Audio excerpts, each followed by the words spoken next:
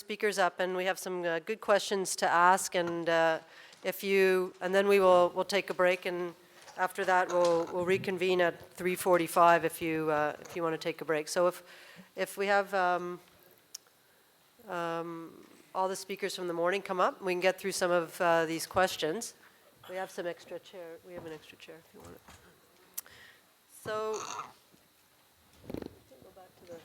We can just start with some of the questions that you've texted or tweeted. One of the questions was whether we were going to have a comparison of the devices, cost, and so forth, and that will be the final talk of this afternoon. We're going to be showing you some of the evidence and some of the data related to that. So one of the questions that there was, can you go up a bit to Pascal, was the concept of the coag output and the cutting output, and how when we're trying to coag something, Dr. Monroe told us that we should be using the cutting output, which is really different than I'd say the vast majority of us do on a day-to-day basis. So one of the questions, Dr. Monroe, I think probably you could address, or maybe Dean as well. So fusing or sealing small blood vessels using the cut current is novel to me. Can this be done with monopolar device by coapting the vessel with DeBakey forceps and applying the current to the forceps? So direct coupling. Yes. Yes, so that's what Dr. Monroe was showing in his, a lot in the talk. And then there was a question about somebody's device in their office where they've noticed that their electrosurgery unit you don't need to put a dispersive electrode to use it, and why that is. So maybe now, after seeing the subsequent presentations, you're probably using a bipolar device. Or there's a bifurcator out there that some of you might have that is a ground reference instrument. I don't know who is the questioner in the audience?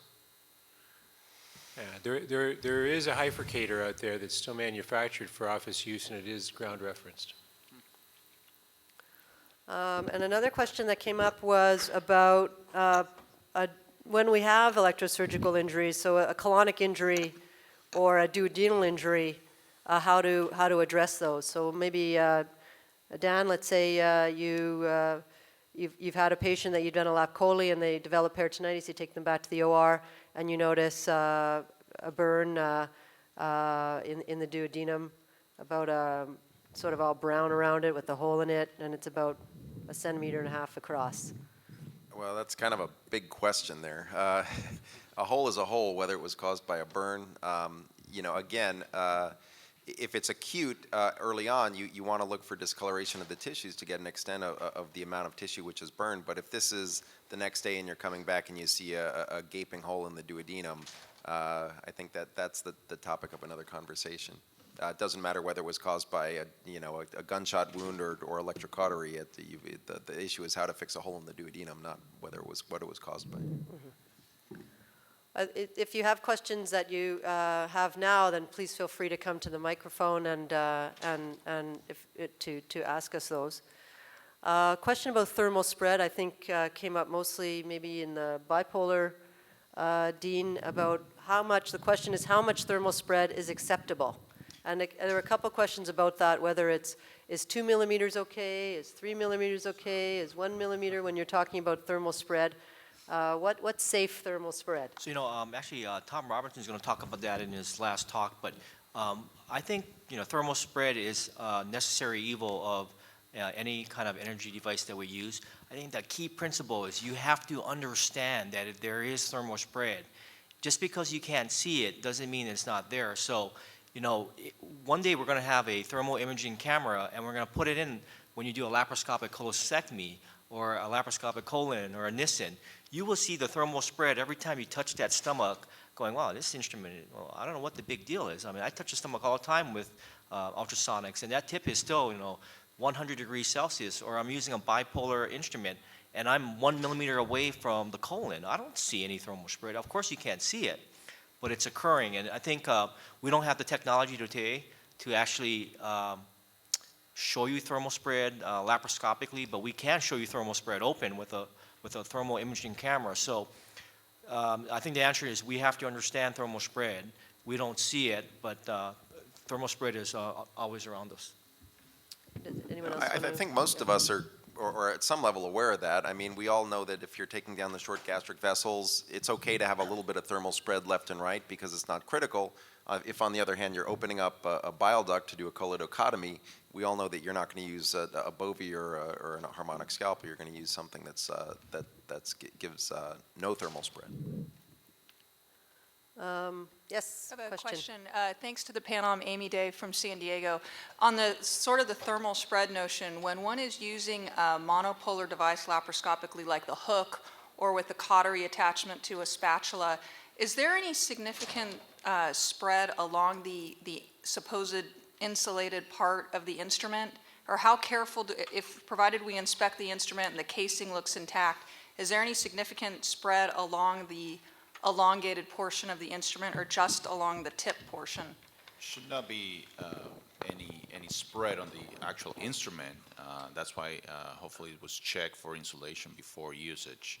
If you have a break in the system, obviously you can run the risk of an injury, but should not be on the shaft or the entire length of the instrument, just the tip. So in other words, resting the shaft on, say, a piece of bowel while you're cauterizing something else shouldn't be a significant worry. Is that correct? Should not be if the instrument is adequately Provided the insulated. instrument's in But good shape. obviously, you should avoid any contact Right. with the instrument. Yeah. I think it is a worry. Let me have a little shot at that. And we're trying not to get that word cautery out, but anyways. sorry. and My apologies. I'm incessant, and these guys are sort of getting used to me. It's taken Here's more the than a year, problem though, with to get used to it. inspection. And I think Espen made the point. When you inspect, the worst ones are the ones you can't see. Right. Okay? And if you inspect it, because they're tiny, and the tiny ones create the high current density. So if you inspect before the case, even if there aren't any gaps, they can still occur. You can have instruments crashing. You can have insulation slightly knocked off. So the notion that you've got this safe monopolar instrument is not. And so you should always have a wide view, ensure that you're well away. So when you said resting on bowel, I got a little twinge. And so you should always be separated from anything you don't want to injure. So bowel, for example. Right, no, of course, that's the ideal, but I mean, Right. you know, Well, things happen no, that's the sometimes. reality. Right. And so you need to try to orchestrate and orient your instruments in a Right. way that that bowel's not there. Yeah. Okay, thanks. Yes, sir. A couple things. No one actually ever came out and said it, and it seems an assumption, but I think we all have to remember that the same current that's going through your active electrode is also the same current as going through the passive electrode. So obviously, if there's a problem with that, you know, your dispersive electrode, grounding pad, whatever you want, you know, there's a lot of injury. It's the same current. We've just dispersed it out. I'd learned in previous talks that actually you got less chance of having indirect and direct coupling and capacitance when you used metal sleeves rather than plastic sleeves. If you did have, the reality is that when they have done studies of instruments that are considered okay, that there's a lot of leaks that are not appreciated. I'm talking insulation leaks, and that you may be able to decrease the power density of that leak or let it go back into the body through a safer way.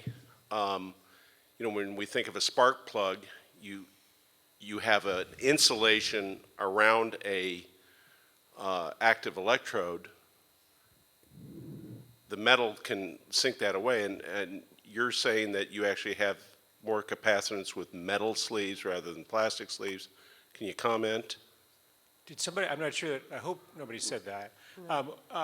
When you are using a monopolar instrument and you have a metal cannula, Correct. but when that is in the abdominal wall, then any current induced on that metal cannula disperses quite freely through the abdominal wall. So that's what and so where we were teaching that, maybe about, 15, 20 years ago, we had a lot of these metal cannulas with plastic anchoring systems. And so what happened is that we created a wonderful capacitor because you would induce current on the metal sheath. It couldn't disperse through the abdominal wall because of this plastic anchor. So now, the situation is a little bit different. There's very few of those plastic anchors, so we don't create that capacitor so much anymore. Of course, all this is changing a little bit with single port because we're making wonderful capacitors with that if we use a monopolar instrument. So there are myriad ways that you can create these capacitors. And so I hesitate to state that one situation is safer than the other, but I think all of us would agree that the most dangerous circumstance with capacitive coupling right now is with single port and monopolar instruments. Ed Gabo, Santa Cruz. Let's say hemolysis or cholecystectomy, so you get a thermal spread either from a monopolar or from an ultrasound or harmonic scalpel. What do you do? How do you assess the extent? And would you consider just leaving it there or imbricating the serosa or doing something for the bowel? Okay, so you have, you notice that your instrument, whether it's electrosurgical or ultrasonic, it has touched the bowel and there's a little discoloration on the bowel. I think Right, a you had little blanching on the little blanching serosa, on for the- instance. And would there be a difference between one or the other instrument as far as approaching the problem? Dean or Dan? So, so I think the principle is, in your mind, you got to think of 60 degrees Celsius. Unfortunately, we can't see it. When you use a monopolar instrument, if you put that monopolar instrument on tissue and you put a thermal camera on it, it's going to get to about 300 to 600 degrees Celsius. And it takes a while for it to cool off. When you put an ultrasonic instrument and you turn the thermal camera on, it's about 300 degrees Celsius. And it takes probably about 60 seconds for it really to cool below 60 degrees Celsius, and we can't see that. So I think the best answer is you got to try to prevent it. Understand that thermal spread always exists, residual heat always exists. If you see an injury to the bowel, I would say probably the best thing to do is I would oversew it. I'd put sutures in it and not ignore that problem. The problem with inadvertent bowel injuries is we touch the bowel, we don't see the blanching, and 3 days later we get a hole in the bowel. So just always in the back of your head, remember those instruments get so hot that the number 60 degrees Celsius should always be in the back of your brain, that it takes a while for that instrument to cool down. Advanced bipolar energy, ultrasonic energy, and monopolar instrumentation all have the same problem. And it's one of those things that, unfortunately we put that under and we don't think about it until it happens. Just a thought about, I think I'll try to answer the question in a slightly different way. It depends on how it happens. So I'll give you 2 or 3 scenarios. You've got a monopolar instrument sitting in there, and the medical student who's supposed to be assisting you, you all of a sudden realize the sound you hear is the medical student has accidentally stepped on the foot pedal. So what's happened is that you've, without being visualized, there's been an inadvertent activation of electrode. You look in, and there's the electrode somewhere around bowel. Well, we don't know what the hell happened. Now, if you just overset, the distance that could be would be up to 5-centimeter injury. And as Dean said, that may not be visualized. So you got to really seriously think of more than oversewing in that circumstance. Situation 2, you are operating and your electrode slips and you're using low voltage current and you cut the bowel. Well, in that situation, you've only got 1 millimeter or 2, so you can actually just do a stitch or 2 or 3 and you're fine.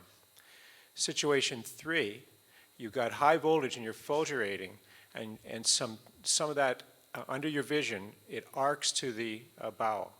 The chances are you don't have an injury at all, aside from a superficial serosal injury. There's some actually data published to support that. Maybe watch, or maybe just put a few overthrow stitches in that circumstance.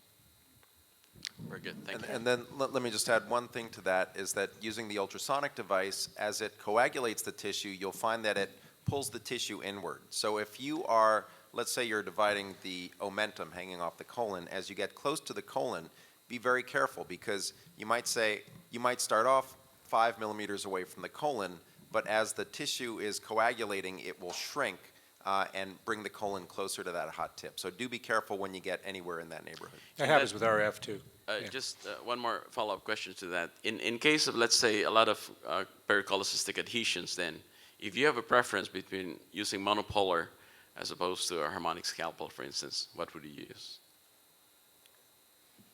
In terms of at least minimizing your thermal spread or minimizing potential injuries to, let's say, a duodenum that's just a few millimeters away from your gallbladder wall. Yeah. If you give me the choice to use an instrument for that scenario, I will use probably a harmonic device, Harmonic, an ultrasonic device. right?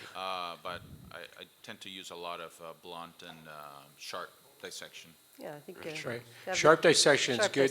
dis- Here's one of the mistakes that people make. They'll use monopolar, and then they'll go lateral and then get just a little bit closer. Worst thing in the world you can do, because now you've blocked current dispersion away, and it allowed it actually to go straight down that adhesion in a high current density environment. Same true for blood vessels. So monopolar is not great there, but if you're going to do it, you have to be very artful about it. For the reasons mentioned, if you're really tight to bowel, I think ultrasound is difficult, so it's either sharp or bipolar. Yeah. So we'll take one last question, and we're going to take a break.